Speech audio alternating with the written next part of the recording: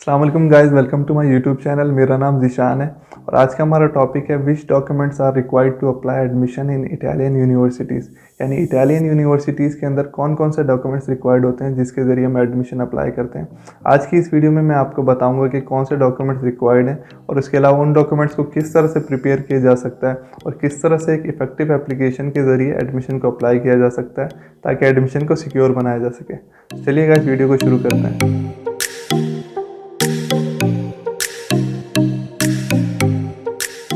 तो guys, admission के लिए जो डॉक्यूमेंट्स रिक्वायर्ड होते हैं उनमें सबसे पहले आता है पासपोर्ट। आपको किसी भी इटालियन यूनिवर्सिटी में एडमिशन अप्लाई करना हो तो सबसे पहले आपके पास पासपोर्ट होना ज़रूरी है। अगर आपके पास पासपोर्ट मौजूद है तो आप उसकी एक स्कैन कॉपी करवा के अपनी एप्लीकेशन में अपलोड कर सकते हैं। नहीं, अगर आपके पास पासपोर्ट नहीं है इस टाइम तो आप पासपोर्ट की जगह अपना जो आइडेंटिफिकेशन कार्ड होता है यानी CNIC जो होता है आपका, उसकी भी स्कैन कॉपी अपलोड कर सकते हैं। लेकिन बेहतर है कि पासपोर्ट बनवा लीजिए पहले से, ताकि जब आप अप्लाई कर रहे हो तो उन्हें भी ऐसा लगे कि आप प्रिपेयर हैं एडमिशन अप्लाई करने के लिए। तो गाइस, अगर सेकंड इंपॉर्टेंट डॉक्यूमेंट की बात की जाए तो वो आपकी CV या रेज्यूमे होती है। आपकी CV को एक स्टैंडर्डाइज फॉर्मेट के ऊपर होना चाहिए। मैं आपको सजेस्ट करूंगा कि आप यूरोपास फॉर्मेट के ऊपर एक CV बनाएं। आपको सिंपली यूरोपास की वेबसाइट पे जाना होता है, वहाँ पे जाके आप अपनी CV को ईजिली बना सकते हैं। गाइस, आपकी CV इफेक्टिव होनी चाहिए और किस तरह से एक इफेक्टिव CV बना सकते हैं मैं आपको गाइड कर देता हूँ। आपकी CV में सबसे पहले आप जब यूरोपास की वेबसाइट पे जाएंगे तो आपने सिंपली वहाँ पे पिक्चर अपलोड करके डिटेल्स लिखनी होती हैं, जिसके अंदर आपकी डेट ऑफ बर्थ वगैरह एक जनरल इन्फॉर्मेशन होती है। गाइस, सबसे पहले हेडिंग आपकी एजुकेशन एंड ट्रेनिंग होती है। एजुकेशन एंड ट्रेनिंग में आप अपना मैट्रिक, इंटरमीडिएट और जो आपका बैचलर्स वगैरह है उसके जो आपके मार्क्स वगैरह होते हैं, कोर्स वगैरह होते हैं, वो सारी चीज़ें आपने लिखनी होती है। सेकेंड हेडिंग जो आती है आपकी वो होती है वर्क एक्सपीरियंस। यानी अगर आपने कहीं पे जॉब वगैरह की होती है या आपका वर्क एक्सपीरियंस होता है तो आप उसको वहाँ पे मेंशन करते हैं। अगर नहीं है आपका कोई वर्क एक्सपीरियंस तो आप उसको छोड़ सकते हैं और थर्ड हेडिंग की तरफ जा सकते हैं।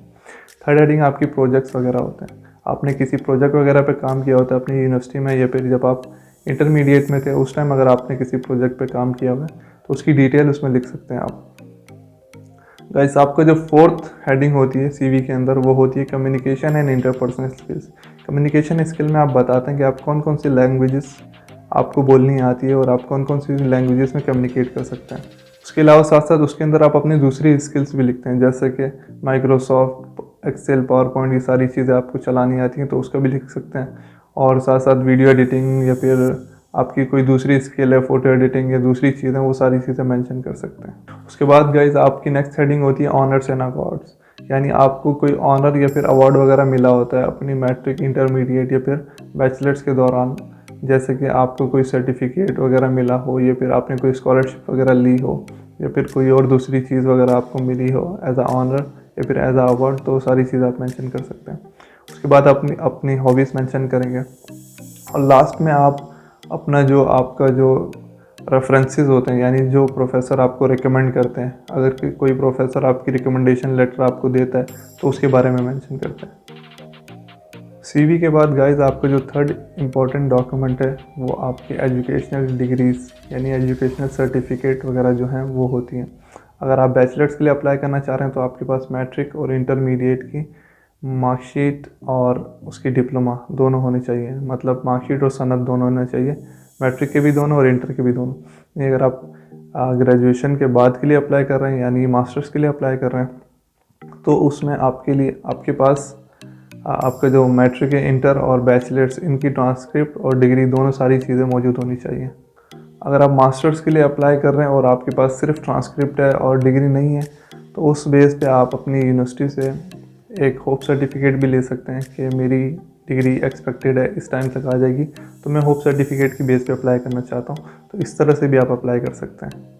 हमारा fourth important document English language proficiency certificate होता है। इंग्लिश लैंग्वेज सर्टिफिकेट में आप अपना आइल्ट्स शो कर सकते हैं। इटालियन यूनिवर्सिटी में एडमिशन अप्लाई करने के लिए आपके पास कम से कम 5.5 या फिर 6 बैंड ऑफ आइल्ट्स होने चाहिए। अगर आपने अभी तक आइल्ट्स नहीं किया है तो आप एक इंग्लिश लैंग्वेज सर्टिफिकेट की बेसिस पे भी एडमिशन अप्लाई कर सकते हैं। आपको अपनी यूनिवर्सिटी जाके एक सर्टिफिकेट बनवाना होता है जिसके अंदर आपने मेंशन करना होता है कि मैंने अपनी जो प्रीवियस स्टडी है वो इंग्लिश लैंग्वेज में की है, तो उसकी बेसिस पे भी आप एडमिशन अप्लाई कर सकते हैं। गाइस, उसके बाद जो इम्पोर्टेंट चीज़ है वो आपके रिकमेंडेशन लेटर्स आते हैं। आपके पास कम से कम 2 रिकमेंडेशन लेटर होने चाहिए जिसके अंदर आप अपने किसी भी 2 यूनिवर्सिटी के प्रोफेसर से रिकमेंडेशन लेते हैं और वो आपके बारे में लिखते हैं कि हम इस स्टूडेंट को जानते हैं और ये काफ़ी इंटेलिजेंट स्टूडेंट है, इसलिए हम इसे रिकमेंड करते हैं कि इसको आपकी यूनिवर्सिटी में एडमिशन दे दिया जाए। अगर 2 रिकमेंडेशन लेना पॉसिबल ना हो तो गाइज़ आप ये भी कर सकते हैं कि आप कोई एक रिकमेंडेशन लेटर वगैरह ले लें कम से कम, ताकि आप अपनी प्रोफाइल को स्ट्रॉन्ग बना सकें। उसके बाद गाइस सबसे जो मेन इंपॉर्टेंट चीज़ है आपकी एप्लीकेशन के अंदर, वो आपका मोटिवेशन लेटर होता है। मोटिवेशन लेटर आपकी एप्लीकेशन की सबसे मोस्ट इम्पॉर्टेंट चीज़ होती है, जिसके अंदर आप शो करते हैं कि मेरी क्या मोटिवेशन है इस यूनिवर्सिटी में, इस कोर्स में अप्लाई करने की और इस कंट्री में अप्लाई करने की। बेसिकली आप अपनी मोटिवेशन को शो करते हैं उसके अंदर। मोटिवेशन लेटर गाइस इतना कोई मुश्किल चीज़ नहीं है, बहुत आसानी से लिखा जा सकता है उसको। आपको 1 पेज का मोटिवेशन लेटर लिखना होता है, जिसके अंदर 4 से 5 पैराग्राफ होते हैं, जिसके अंदर आप अपनी मोटिवेशन को शो करते हैं। जिसमें फर्स्ट पैराग्राफ में आप ये बताते हैं कि मैं इस यूनिवर्सिटी के अंदर इस कोर्स में अप्लाई करना चाहता हूँ, जैसे कि I am writing this letter to apply in business में master in business management for the academic year 2021-22। और फिर आप प्रीवियसली बताते हैं कि मैंने इस यूनिवर्सिटी से अपना बैचलर्स किया है और इस ईयर से इस ईयर तक, जैसे 2016 से 2020 तक। सेकेंड पैराग्राफ में आप ये बताएंगे कि मैंने प्रीवियसली मतलब मैं जैसे अगर फर्दर मैं मास्टर्स बिज़नेस में करना चाह रहा हूँ तो प्रीवियसली मेरी बिज़नेस के अंदर क्या मोटिवेशन थी, ये बताना होता है।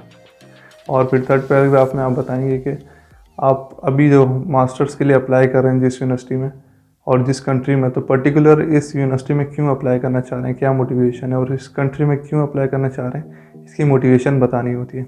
फोर्थ पैराग्राफ में गाइस आपने ये बताना होता है कि आप क्यों सूटेबल कैंडिडेट हैं और आपको क्यों एडमिशन ऑफ़र किया जा सके, आपने ये रीज़न बताना होता है। उसके अंदर आपने ये सारी चीज़ें बतानी होती हैं कि मैं अपनी यूनिवर्सिटी के टाइम पे अपने सारे प्रोजेक्ट्स को टाइम पे करता था और ये सारी चीज़ें, मतलब बेसिकली अपनी तारीफ़ करनी होती है और सारी चीज़ें बतानी होती है ताकि वो आपको एडमिशन ऑफ़र करें। लास्ट में फिर ये लिखना होता है कि thank you for your consideration and thanks for regard, ऐसी चीज़ें।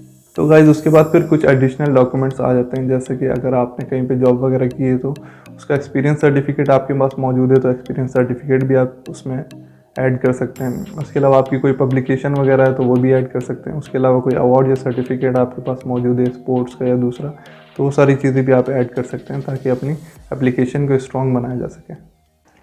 सबसे लास्ट पॉइंट गाइज, आपके पास एक वाइट बैकग्राउंड के अंदर पासपोर्ट साइज़ फ़ोटोग्राफ होनी चाहिए, क्योंकि कुछ यूनिवर्सिटीज़ में जब आप एडमिशन अप्लाई करते हैं तो वो आपसे एक पासपोर्ट साइज़ फ़ोटो मांगते हैं। तो जब एप्लीकेशन आप अप्लाई कर रहे होते हैं तो उस टाइम आपके पास ये लाजमी होनी चाहिए ताकि आप अपनी एप्लीकेशन को प्रोसीड कर सकें।